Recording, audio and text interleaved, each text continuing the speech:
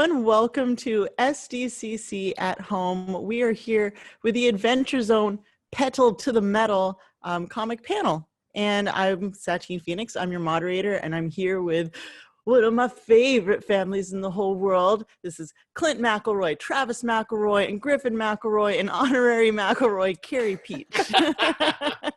Justin is caught in a bear trap. No. So he couldn't make it, unfortunately. Completely unavoidable. He saw comic. a bee's hive full of honey. Yep. He went to reach for it, stuck in a bear trap, happens a lot. So, and I believe he's quoted as saying, "I just need me a smackerel of honey." So thoughts and prayers for Justin. Usually he's smarter than the average bear, but not this time. Yeah, we are recording this well in advance, so I hope that he doesn't have some sort of bear trap accident between now and the day that that this goes live. And here's the worst part. We know he's in the bear trap, and we still haven't helped him out. He's still in it, in the bear trap. Maybe we should do something? No. I'll be right back. I'll get him. No, come back. We have something very important to talk about, and that is the third of your graphic novel series. I have them here. Do you like that? Oh, how nice. So for those of you, those like 3 people out there who have no idea what these are about, the first one, let me see if I got this right. The first one is Here There Be Gerblins. Yes, correct. Got it right this time. Yeah. And then Murder on the Rockport Limited. So very briefly, please give us a brief synopsis of these books so that we can run into the third book. I will do it, and I will be brief. In the first book, we meet the adventuring party of Merle, Magnus, and Taako. They go on a fairly standard fantasy adventure, go rescue this person, and then it turns into this much bigger plot that's going on that's affecting the whole world, and they join an organization to try to collect these items.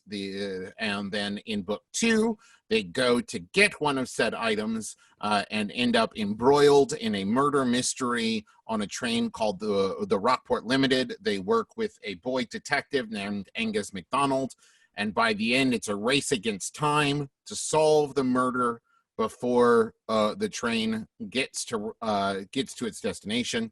And now we're in the third book. Wow, that was a really brief synopsis. Yay!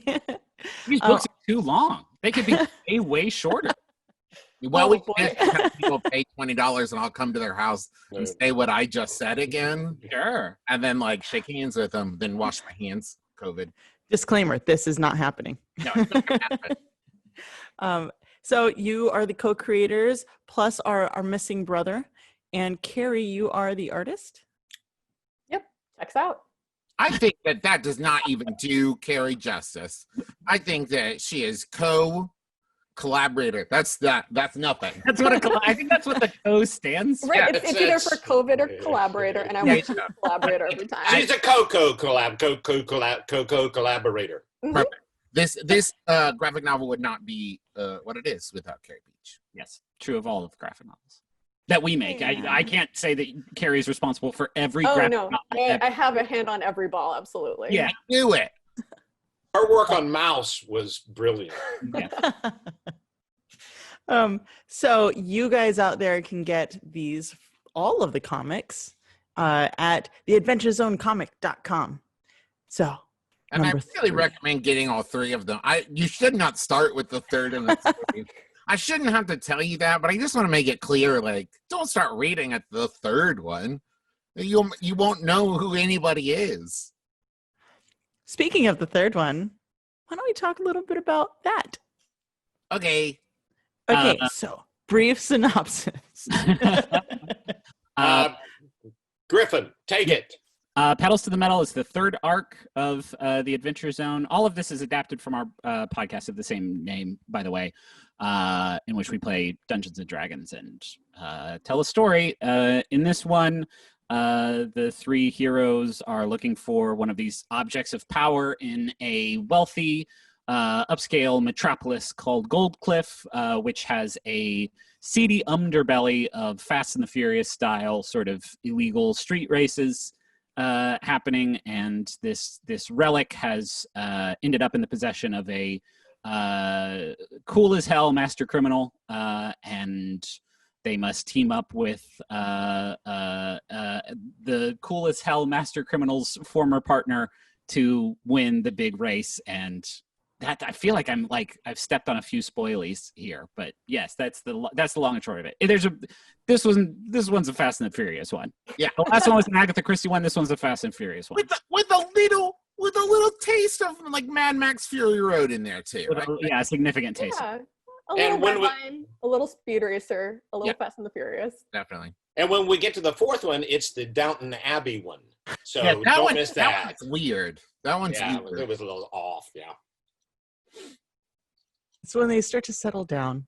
Yeah. So tell me about the editorial adaptations. What parts of the story that you kept or that you jettisoned? How did it change?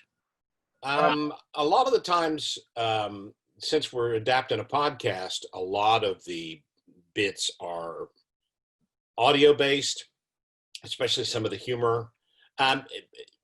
We try really hard to save those, maybe too hard, and do save a lot of them, but some of them just, don't work without the audio presentation. So we have had to remove things like that. And obviously there's so much volume involved that we had to, I want to say, pare things down, but because of Carey's tremendous art, we don't lose anything. If anything, it's almost a richer picture. But with this one specifically, like the second half of the story is this, like this mad dash race, like full of action and people like leaping from vehicle to vehicle and firing, spears at each other and launching cars into the air and stuff. And like this one, like it really moves, like no pun intended or achieved. And it's really like going into this one, in Rockport Limited, we had like kind of the movement of the train that Carey did a wonderful job with, and then like multiplied that times like 12 in this one. And I think that we've done a really good job, like having this one feel like a sense of energy and momentum. And Carey is a lot of that. Now I'm going to ask a question. Is a lot of that like based off of like panel layout and shape and stuff? Because I remember that being a part of the conversation, right? Yeah, I think so. I think that's kind of one of the tools we have in comics is creating a sense of rhythm through exactly the things you mentioned, through panel layouts, through varying the gutters, through varying spreads. You can kind of use all that to create the same tone or feeling that you do on the podcast with the pacing of not just literally how quickly you're talking, but moving from point to point. And then the addition of the music that Griffin started building into the Adventure Zone podcast in this arc, I think, that's right, is the other thing that we obviously can't replicate and that I miss dearly, but that we're kind of striving to achieve the same emotion in the reader or the same sense of atmosphere that music built on the original show. We're trying to get that technology like in the greeting cards. It up and it plays. This arc, I think, is where we, and I think the music sort of goes hand in hand with this. Like we started to take much larger swings when it came to characters and the tone of the story that we wanted to achieve. And I think the biggest sort of like, component of that in Petals to the Metal is the romantic storyline between Hurley and Sloane, which this book offered us a chance to not only like really flesh that out and make it more explicit, like we could have done a better job of that in the podcast, which again the work that Carey did in the sort of scenes that focus on that without spoiling anything too much is really fantastic. But also it gave us a chance to take a second look at the ending, because the ending of the arc in the, gosh, I don't know if we kind of have to talk about this, right? Even though it is like in spoiler territory. Yeah, just be careful. Be tough. Yeah, we'll try not to step on it too much. We and by we I mean I, because I was the dungeon master at this point when we did the podcast, stepped into a pretty bad trope when it comes to representation of queer characters, you know, and their romances in fiction, where we buried our gays. At the end of this arc, they make this incredibly heroic sacrifice and you know, essentially die. They kind of Not being as I told you to be. That's not the careful. Yeah. I know, but it was an important moment for the show because our fans let us know, like, you know, that representation is important and they want to see that in the show, but like there are very wrong ways of doing it, right? And so we tried later on in the podcast to kind of, you know, rectify it a little bit. And these graphic novels have each of them given us an opportunity to like fix the mistakes of various books, whether it's in Gerblins, not really knowing what the rest of the, you know, whole campaign is going to be about. We were able to sort of plant some seeds there, and in Rockport Limited. And in this one, like, I feel like the disservice that we did to Hurley and Sloan as characters, as romantic partners, we were able to flesh out and handle in a way that I think all of us feel a whole lot better about. And that is, you know, you talk about it being a group effort. Carey and our editor, Allie, like all of us talked a lot about how to make that happen. And yeah, came off with a way of like feeling that this should have been how it was handled all along. Like this should have been how we did it, had we had the sort of like foresight when we were first doing the podcast. So that for me, that's the most important part of this book. I would love to commend you guys. That's brilliant. Not many people get that chance. And the fact that you guys identified it and were like, this has to be different. That's to be fair, we didn't identify it, right? Like when we were doing it, like I, you know, wasn't even aware that this trope was a trope, right? And then I just walked right into it. So yeah, I don't want to take credit for that part. There was a lot of discussion to how to do it, right? And so like, it feels weird to take any sort of credit for it, but yeah. Totally understand. But still, thank you all for approaching that. And that's what's really important. And that's what counts. I want to know more about converting the podcast into this illustration form. We talked a little bit about movement and stuff like that. Are there like specific things as an artist that you do to kind of like give that, like enrich the world more, like in a different way than you did in the previous books? Yeah, I feel really lucky in that all of us really are involved at every stage of the process. So it isn't the case that we all just sit down at outline and script and then go away into our corners and work in complete solitude, though it certainly feels like that right now. But rather we are all checking in at thumbnails, at pencils, at inks and colors. So at every stage we're talking about like how can we get this closer to not just the tone of the script, but the tone of the podcast, or how can we try to bring this joke forward a little more, either through shifting the artwork or through the work that our letterer Tess Stone does to kind of get some of that audio medium to translate onto the page. So a lot of it is things like Travis was talking about earlier in terms of considering panel layout and staging. And I think it's been really cool as all of you write more comics and do a lot more of this together. I feel like all of our collective vocabulary has expanded. So we're I know what a gutter is now. Yeah, I know what a gutter was. I know that now.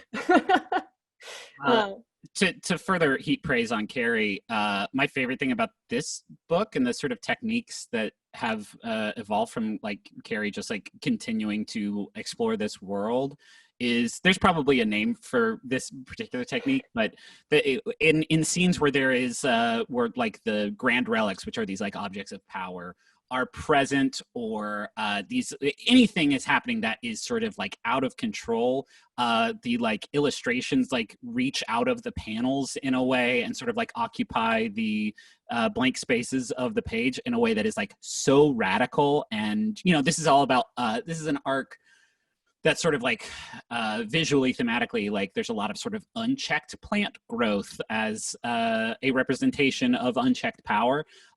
And seeing that sort of like weave around the pages, like you can see that in the little sampler, packet that went out for the book, is like so radical. Like it looks so cool. And there's probably a name for it, but like it blows me away. It's so good. And I will add to the heaping of praise on Carey, which is always what panels become, because Carey's great. But like one of the things I love is like these books will be out for like 6 months, a year, and someone on Twitter will be like, I just noticed this like little joke drawn into the panel that like I didn't notice. I've been looking at it for a year before it even came out. And so like it is a richness, not just in like there will be these like huge like 1-page panels that are absolutely gorgeous, but that kind of care and attention Carey puts into like every panel.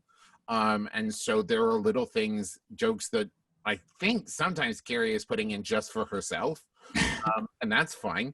But like the thing is like the thing that we have said from the beginning is one of the reasons it's such a joy to work with First Second and with Carey is like it is a team of people who love the Adventure Zone, some of them more than we do, and so like we all work to like, especially Carey.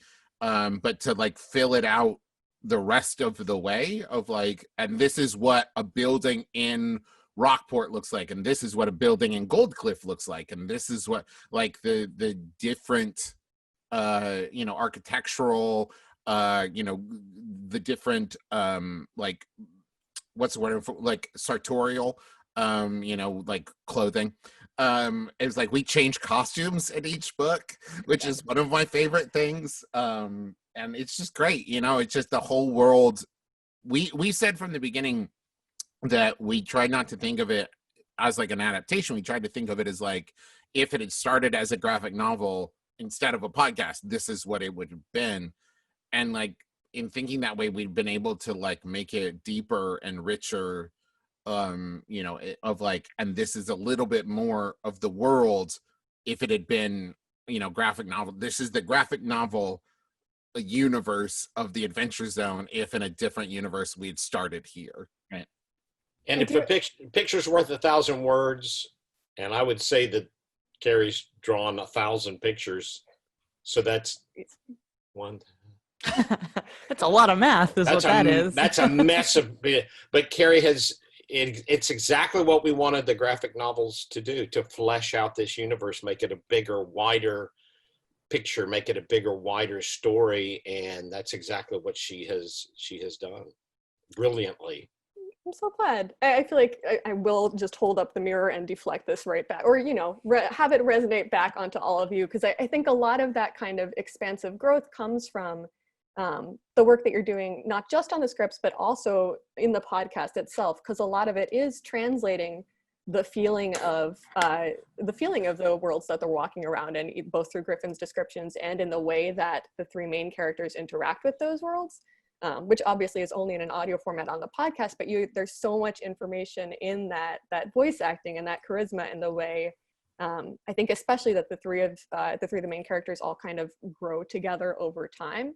So there's an example that I think I talked about last time because I was so excited about it, but there's a couple of like repeated actions that serve as a good kind of touchstone for how Magnus and Merle and Taako are getting along together. And one of them is like the group huddle that they kind of do before things really hit the fan. So in the first book, the first time they all huddle together, it's clearly really uncomfortable, like Taako's leaning on Merle's head and nobody's making room for each other or getting down on each other's level. And the tone of that scene is just pretty stressed out, and like these are three people who don't really get along that well. The second book, like the body language is a little bit more comfortable, like they're making time to get down on each other's level and literally take care of each other's space. The third book is my favorite because it really is like a combination of text, of dialogue, and art. So the tone is totally different because the dialogue has the three of them joking together, even though they're about to face like nature god Sloan. They're kind of taking a minute to joke about this situation because they are comfortable. So that combination of the dialogue and then the voice acting in the podcast, and bring that all together with like the way they're acting on the page, which is kind of Merle leading the huddle this time around, is I think a great example of the way that you can take the language of comics and use it to translate the feeling of the podcast onto the page. I also think I will now toot our own horns a little bit. I love the Petals to the Metal arc specifically because during that race, I think it is an example of like that kind of comfort that you see in the characters coming together. But like me and Dad and Griffin and Justin as like improvers in that race, we were all like on exactly the same page and like operating like front of mind improv, and like it ended up being one of my favorite kind of sequences because like everybody was like, and I do this and I do this and I do that. There was no like I don't know, what am I gonna, like we were all like so in that moment. And I really think it's like translates to, in the show and in the graphic novel, seeing these three, adventurers like really working together and like everybody kind of on the same page. Now that pun was intended. Okay, yeah. I think on the like the subject of like seeing the familiarity between the three of them, another thing that like works really well in this book, and it's partially like from the source material because I think she was like a great character in the podcast too. But you see Hurley kind of like become the fourth like Trey's horny boys. I don't think we ever use that parlance in that's a podcast reference to. Yeah. Anyway, I don't know if we ever said it out loud with our mouths. Say it out loud. It's not good. There is like a there's been NPCs in the past that have been like great characters, like Angus McDonald. Like there's a few in Gervin. Killian, yeah, for sure. But this is the first time that like I feel like they make a friend. Yeah. Right. And use Carey represents that beautifully with the body language and the physicality of them, the way that they talk to each other, the way that they all just kind of work together and form this bond, is, for me, that's the extension of like seeing this group dynamic become more intimate, is like now they bring somebody else kind of into it. And, there's more of that happens throughout the arc, but like I can't think of another time that they sort of extend that relationship to somebody else more than they do with Hurley. Yeah, I now I'm sitting here going, I wonder why that is. But like there was something about like up until Hurley and even after, a lot of the times when an NPC is introduced that we have to work with, the three of them were kind of antagonistic towards them. Like that's the whole dynamic between them and Angus and everything. And like there's other relation, like Carey, Fang Battle, and Magnus like become best friends and stuff. But for whatever reason, as soon as Hurley is introduced, all three of them were like, okay, cool, you're great. Yep. Yeah. Like we are following your lead and taking instructions from you, and there's no pushback. I don't know why. I don't know why it ended up being that way. It's a little bit of the Fast and the Furious energy too, right? Like you have to balance the wild car chase where you're jumping your car over another car over a submarine with the family sit-down dinners. And there's a couple of scenes at Hurley's garage that feel like that. Yeah. Speaking of cars, Carey, I heard you love drawing cars. I do not know where you got that intel from. This is honestly, at this point, it's been long enough that I have kind of circled back around to, you know what, that was fun. If you had asked me 6 months ago when I was in the thick of it, you might have gotten a different answer. I feel really lucky that y'all were so careful to make them the legally distinct battle wagons and not cars, because kind of when notorious cartoonist Bane cars, horses, bicycles, because most people kind of have a schema for what those things look like in their heads. So you might not be able to tell me how a car is put together, but if I draw a car and show it to you, you can immediately tell, like, it's not gonna fly or gonna roll, I guess, in this case. You said horses. We do introduce a very popular equine character in here. Was that a challenge, like doing Geralt? Was that little bit difficult. Yeah, there's some bikes in this one too, so it's really just like the full trifecta. Oh no, what's harder, cars or trains? Oh, cars. Oh my God. I did have a moment of, I can't believe I ever complained about drawing a train. I'm so sorry to my past self. Little did I know. How psyched are you for 11th Hour, where you just draw the same town and just use the same picture over and over and over? Yeah, we should talk about how much copy pasting I'm going to be able to do. Yeah. I feel like I'll just go on vacation. It's fine. Sure. Was it harder or easier that like every car is so radically, every battle wagon is so radically different?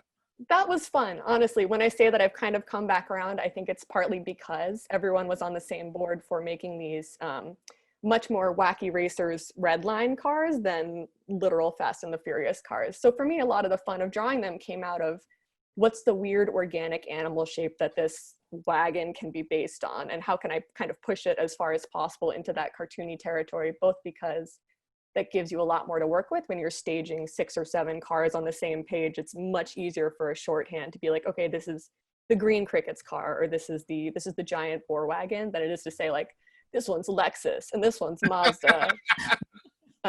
So I feel really, really happy with where all the goofy cars landed. And now with the grace of hindsight, I can say I had fun drawing them.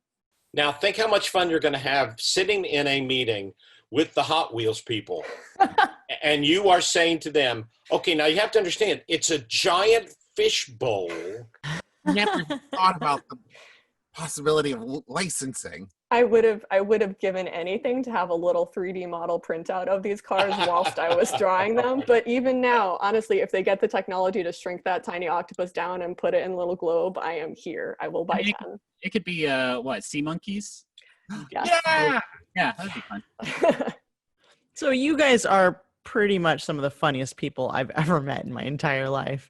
How do you take all of your funny and then pick and piece them into a graphic novel? I don't understand. Please explain.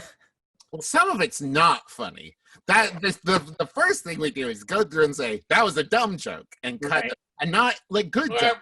we don't cut all the dumb jokes. No. No, I think the thing is like a lot of it, because we've been doing this since book 1, right? Is there are jokes that were jokes that we, Justin, Griffin, Travis, and Clint made for us and for the audience.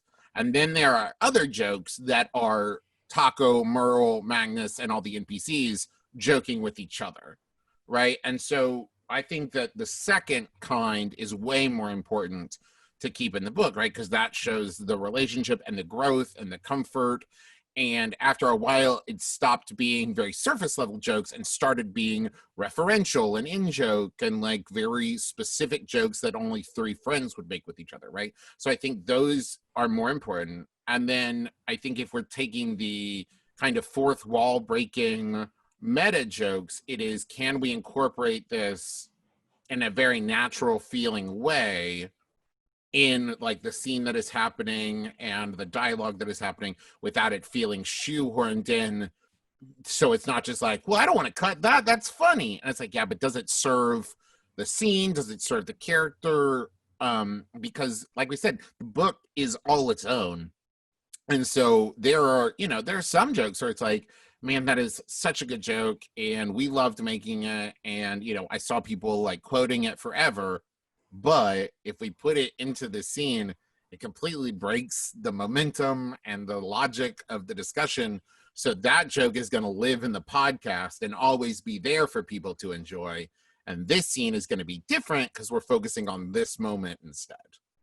It's such a Petals was a turning point for the podcast, which I think is appropriate, because I also think it's kind of a turning point in the graphic novels and how we have made them. Because, like, correct me if I'm wrong or like misrepresenting this, but I feel like from this point on, like, the dialogue is almost entirely not from the podcast. Like, because of the way that we have restructured things and the way that we have supplemented certain parts and tried to bolster things like character interactions and stuff like that. Like, there is more sort of, I would say, original stuff in Petals than there have been in the last 2 books. And as we go on, like with the adaptations, and the bigger the arcs get, sort of, as concepts, the more we have to like figure out ways to condense them and stuff, and the more times that we have to kind of like find different ways of getting conversations to happen. Yeah.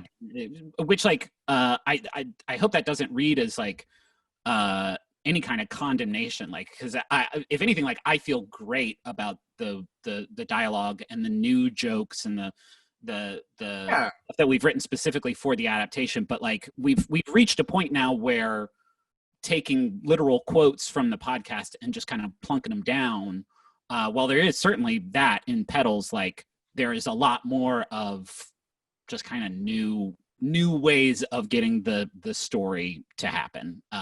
Yeah. And I think it's important to note there that sometimes in an adaptation or like, I don't know, a reboot or somebody sequeling a movie that doesn't need a sequel, there will be changes made to be like, and now I'm going to make it better. And it's like, well, you didn't need to make it better. It's good. With this, like, we're not going into it saying like, and now let's fix all the jokes and change the story. It's like, just like changing lanes, you know, it's just moving slightly to the left or slightly to the right to streamline, because like there are scenes that have to be cut, right? Because our book can't be 700 pages long. And it's like, don't say that around Carey. Carey would die. It's true. I'm only mortal. And so if we have to cut that, well, that changes this line. Yeah. And like that happened a lot in the first book, right? And so now we're 3 books in, and those tiny course corrections, you know, have later ripple effects. There's like, well, now that line has to change because this thing that happened 2 books ago. And so our approach is never like, let's fix this, so much as it's like, okay, what is it in this form, while still, you know, maintaining an adherence to the source material, because it's our source material. And also, I think it stays closer to the intent from the podcast, because like Griffin said, and Travis said, turning point and changing lanes, both very apt. The podcast, even as we were doing it, we could tell that Petals to the Metal was a big turning point. We all felt, wow, this is, you know, really taking on, you know, for a life of its own. It's epic in a way that the first 2 are not really. Like this one, the scope of it is gigantic. Yeah. And so I think that we started at this point that the story started taking more preference over goofs. And trust me, as long as I'm involved, it'll never be goofless, which it sounds like a great name. But the story started taking on even more import, which we will see by the time we reach, hopefully reach, you know, the end, story and song. In the year 2045, when the books are finally done. And they're holograms.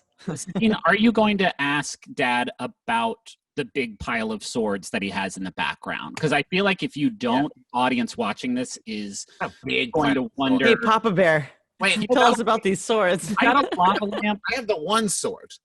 I have the flaming, raging, poisoning sword of 2. Right, those aren't even like on brand. Right. Well, don't unsheath it, Max. That's not a big sword. Okay. That's All a great sword. Oh boy, he It's doesn't from have. Robert Jordan's Wheel of the World. It's a heron blade sword. All right. Okay, Dad. Nice. I'm sorry to derail things. It's just like Dad's whole aesthetic is like. No, pretty it's wild. good to discuss Dad's mise en scène. Yeah. Actually, those are a lot of swords you got there. Yeah. Swords to just kind of have piled up in a corner. Yes. Yeah, I'm gonna get you a sword rack for your birthday. something. A sword caddy.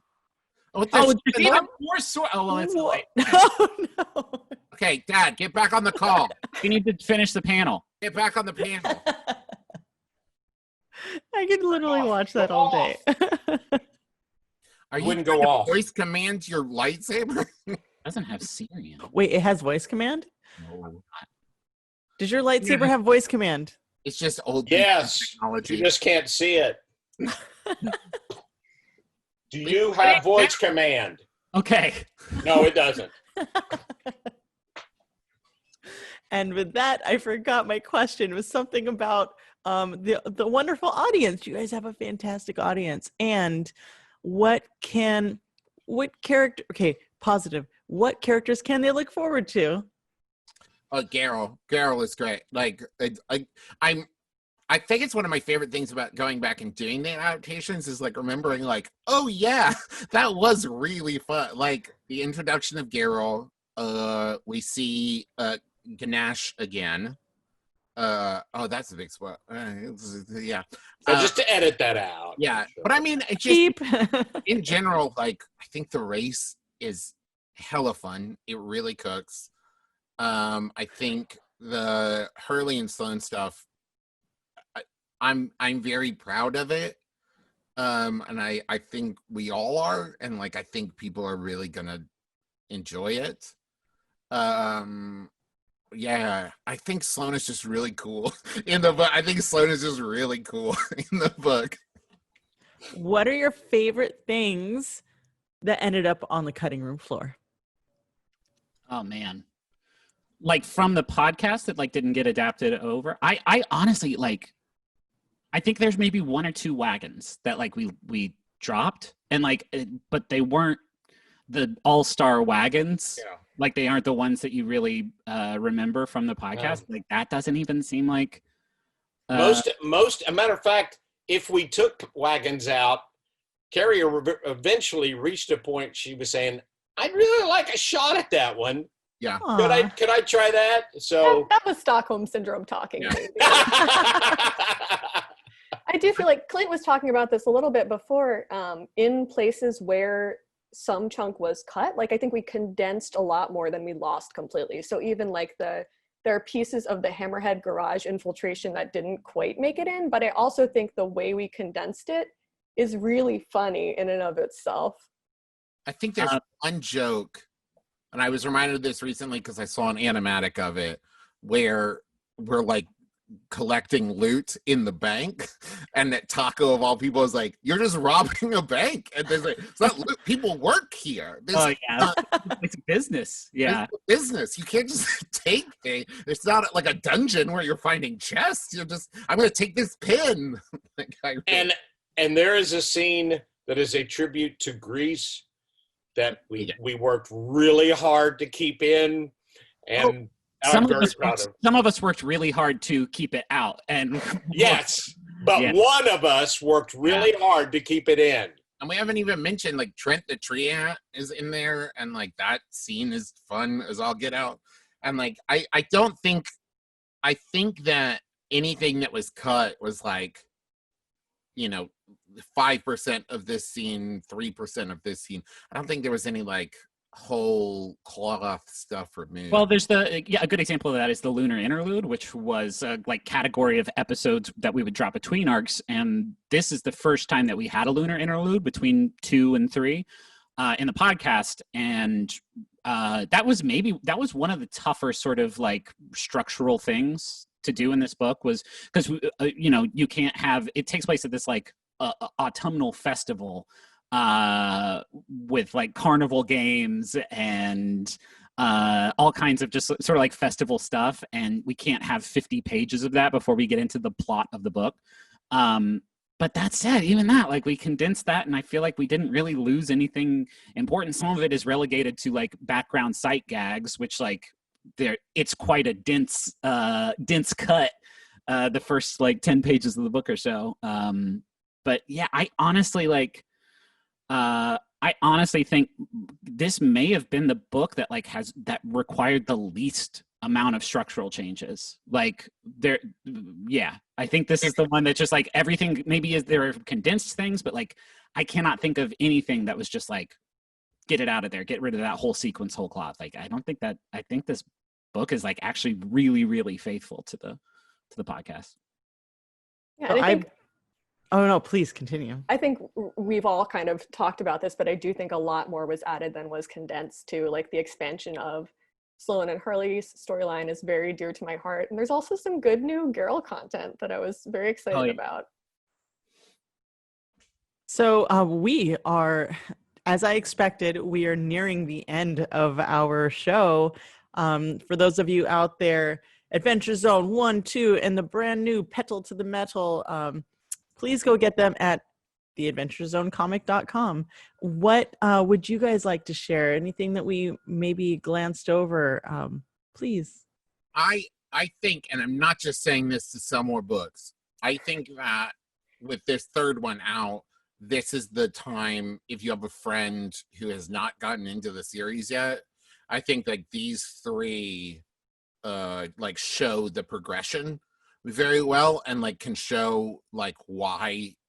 I think that this is about the time that we saw people like really getting invested in the podcast, and I think that this is the time to like share this with the friends and say like, hey, trust me, it's building to something, and it's not just three goofballs making fart jokes. It is that, but it's other stuff too.